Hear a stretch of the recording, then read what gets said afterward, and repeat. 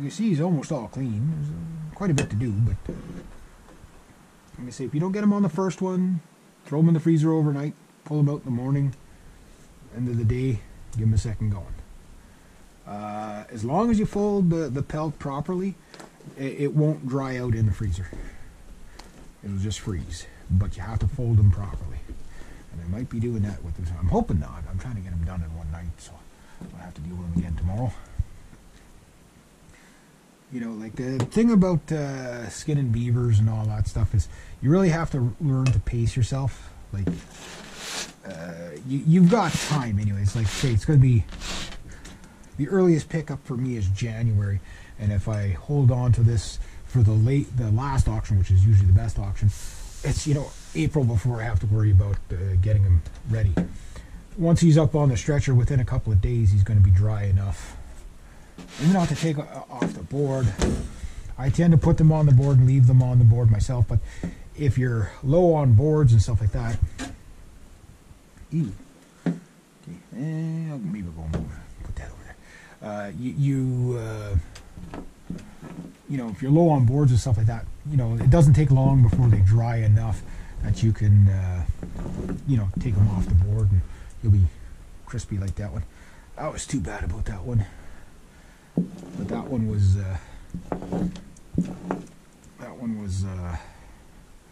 it didn't dry right.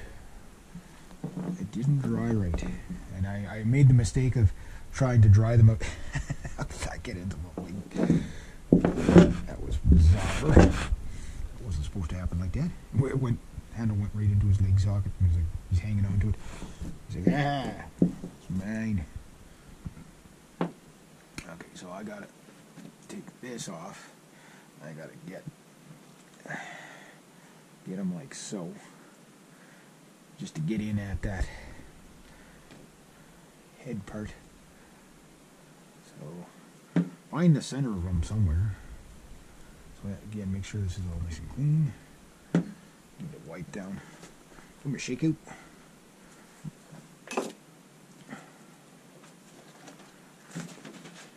Again, if you get one of those people that are impatient, you just want to get it done, then this is not the hobby for you, because when you do that, what happens is,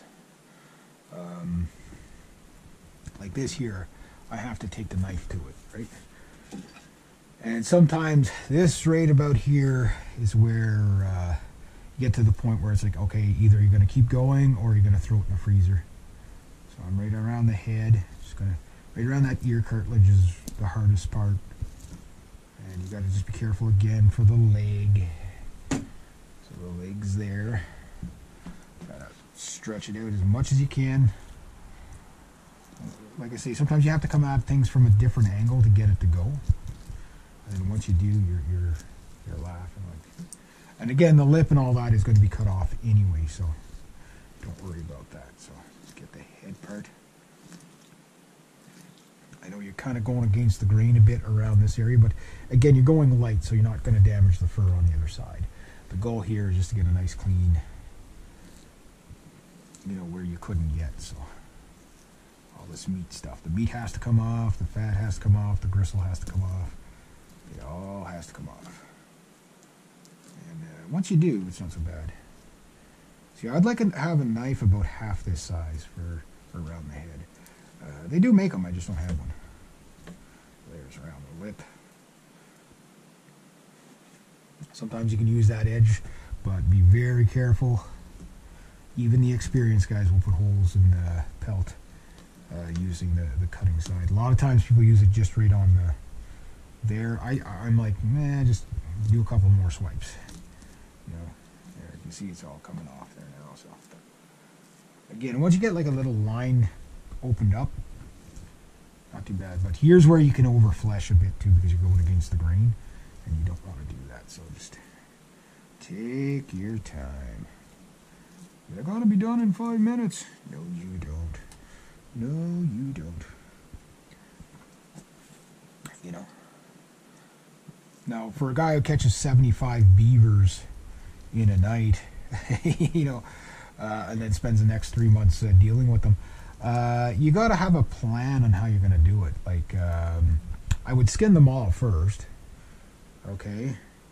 Flesh each one a little bit. Just so as you... But some of them I would just leave the flesh on them in the freezer until you get a chance to get to them.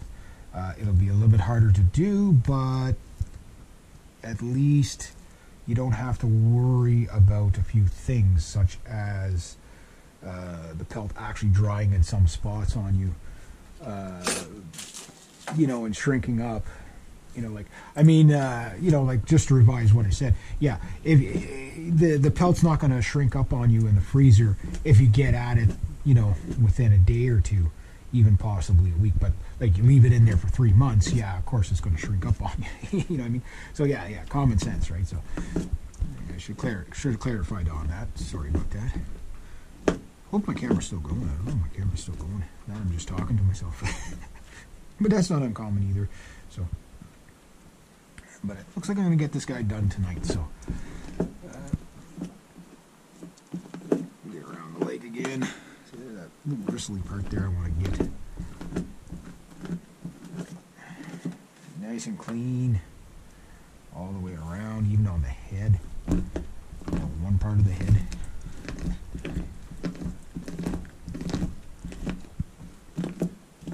And you'll know when you're done fleshing whether you got enough off or not, just on, you know, how dark it is. You know, like the pink is gone, you know what I mean? The red's gone. It's all kind of like a grayish kind of color.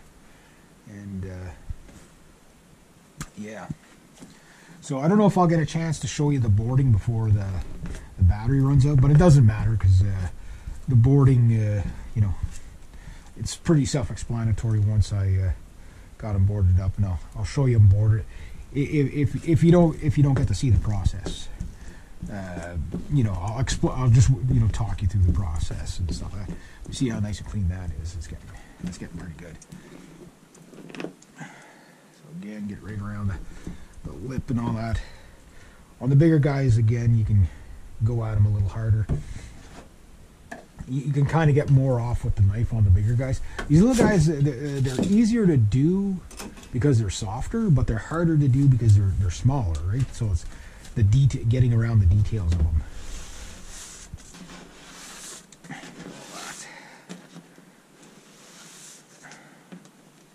Get the beadscles off. Now, just so you know, when you go into the house after, just really double check yourself, because there's just always a meatsicle that'll follow you in and throw off onto the floor or whatever. And yeah, make a big mess. I guess we got some on my boot. It's kind of gross, but that smell will stay. Will stay for a while. Yeah, like I say, I smell like dead beavers for at least 3 or 4 months out of the year. So. Oh well, what can you do? So, bring him back this way again. See, there's a little more to get there. His leg's not looking too bad. See if I can get onto that leg a little bit more. And take him this way, take him that way. So he's almost done here. I was supposed to do another job today, but it looks like this one's going to be my day. At least it's done. And then till the next one. And the next one's probably sitting in the trap as we speak, so should see him in a couple of days. 3 or 4 more days, and then if I'm lucky, I got a wolf and a coyote. Now, the wolves and the coyotes are going to be really tricky to do. Them, you cannot wait. You have to do them right away. They'll rot on you like overnight. They're quite... and they're hard to do too, so. Get all this stuff off. Bring out the knife again, I guess. So when you're kind of getting close to done, I'm going to do that lip a little bit more over here on this side. When you're getting close to done,